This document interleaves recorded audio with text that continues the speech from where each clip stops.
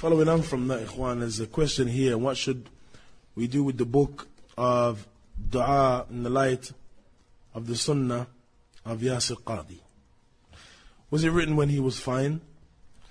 And should I burn it? Question is, Ikhwan, was Yasir Qadhi ever fine? My experience with Yasir Qadhi is, Ikhwan, I was a classmate of Yasir Qadhi. From the time that Yasir Qadhi arrived at Al-Jami' Al-Islamiyya, we were classmates, Ikhwan, for a number of years. And so I know Yasir Qadhi, Ikhwan, on a very personal level. And I sat and advised him on more than 4 or 5 separate occasions around issues, Ikhwan, related to these same issues that we're discussing. That many years later, after returning back to the West and him giving da'wah, and inevitably him falling into the exact same things that we advise him concerning, we see, Ikhwan, there's no change. And I personally found him to be a man, Ikhwan, that was arrogant.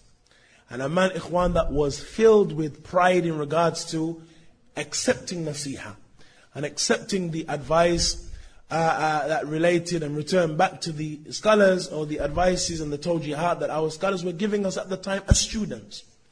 Rather, Ikhwan, I found him to be an individual that was averse to our mashayikh, our Salafi mashayikh.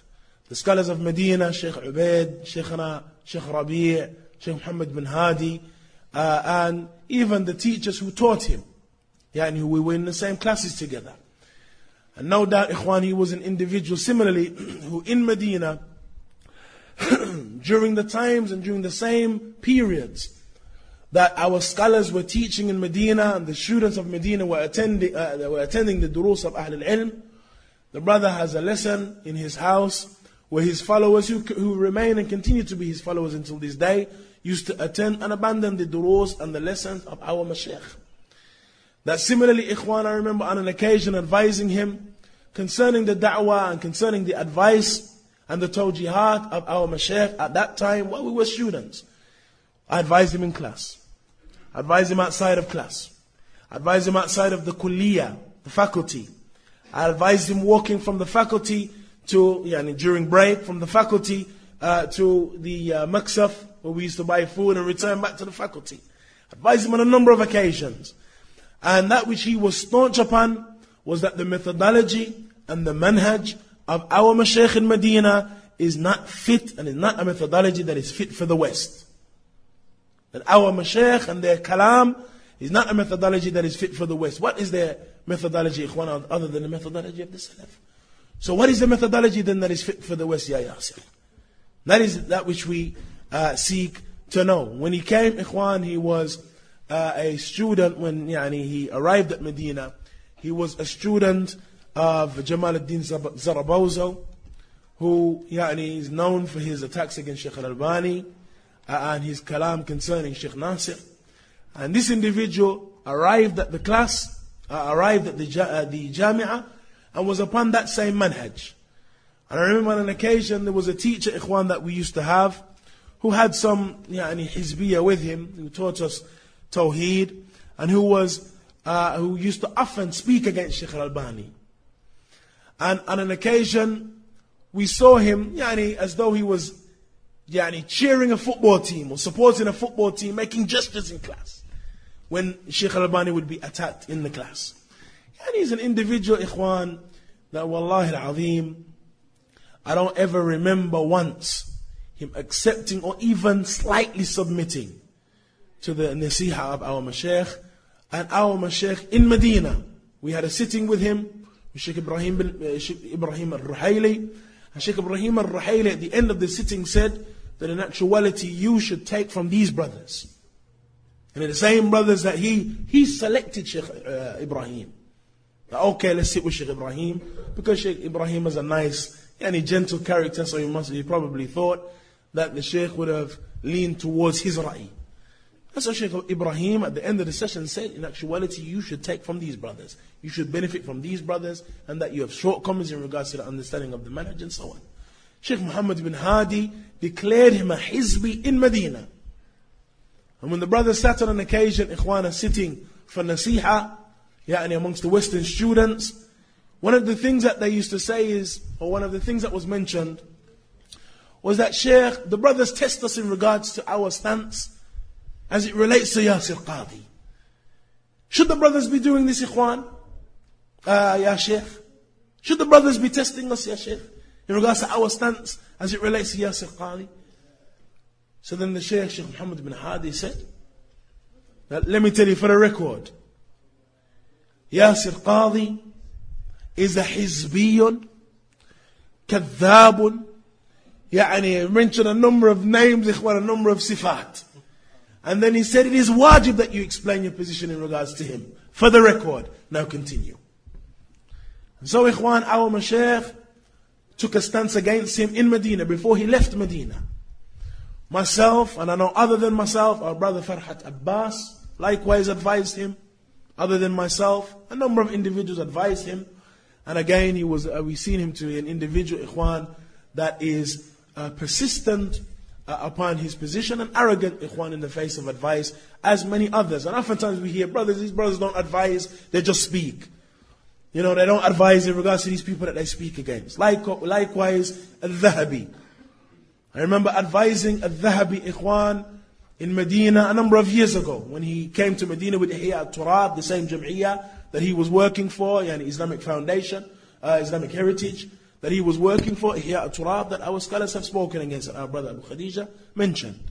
Similarly, after advising him with firm advice for somewhere in the region of 20 minutes, half an hour, our brother responded with, wallahi, Ikhwan, a statement I don't even want to mention in a circle, like in a gathering like this, but an arrogant rejection. And then we hear these brothers never sit with these brothers and advise them and speak to them and so on. And Ikhwan, there are a number of other individuals that we won't mention in this session, but we found and we find that as gentle and as soft and as much hikmah and wisdom that you approach them with, these individuals, Ikhwan, take that gentleness and softness as weakness and respond to advice with arrogance and with rejection. And so, Ikhwan, when their statements are public, as our brother mentioned, Hafidhahullah, then the clarifications likewise are made public. And wallahi al-azim, with many of these individuals, Ikhwan, we've been patient, not mentioning anything concerning them. If we're approached and we'd advise. But as far as publicly, then wallahi, for years, Ikhwan, I began the Islamic University in 1994. Yasir Qadhi came to the Jami'ah the following year.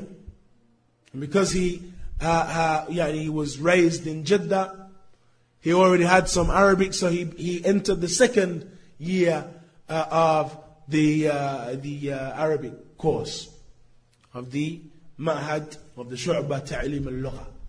So we were in the same class from the time that he landed, 95. And those observations were made from 1995. And when is it, Ikhwan, that you've heard us speaking against Yasir Qadhi? 2002, 2003? Since 1995. So, Ikhwan, let the brothers understand, and it's something that hurts our heart to hear the likes of these questions. He said, shouldn't we advise? Shouldn't we give nasiha? And Ikhwan, wallahi, when nasiha is given, it is not dealt with except with aversion, except with rejection. And we find, Ikhwan, that the only way that we can clarify to the Muslimun is to make mention of these issues in these public forums, Ikhwan, that the brothers may be aware. And wallahi, Ikhwan, if individuals were to reflect upon these issues, in actuality, because oftentimes people become angry because we speak against the likes of Yasir Qadhi and Dhahabi and whoever else. But Ikhwan, what should be the case for the one who has ghira for his deen and ghira for the sunnah is that he should be angry at the statements that these people are making concerning the deen and the sunnah and the manhaj and ahlul ilm and the salafiyun generally. That is what we should be angry about. Not the fact that one individual is spoken against. And why is he spoken against? Something to do with his family, his kids? Something to do with his characteristics, his features? Spoken against because of the statements that he's made concerning the deen of Allah. The deen of Allah. And Ikhwan, therefore, when that is the case, let us get our priorities straight as it relates to this issue of speaking against individuals who oppose the deen of Allah. It is Allah's deen, ikhwan, that we defend when we speak against these individuals. So now let us understand and put ourselves, and put our minds and hearts in the right place. That what is it we should be angry about and we should be upset about?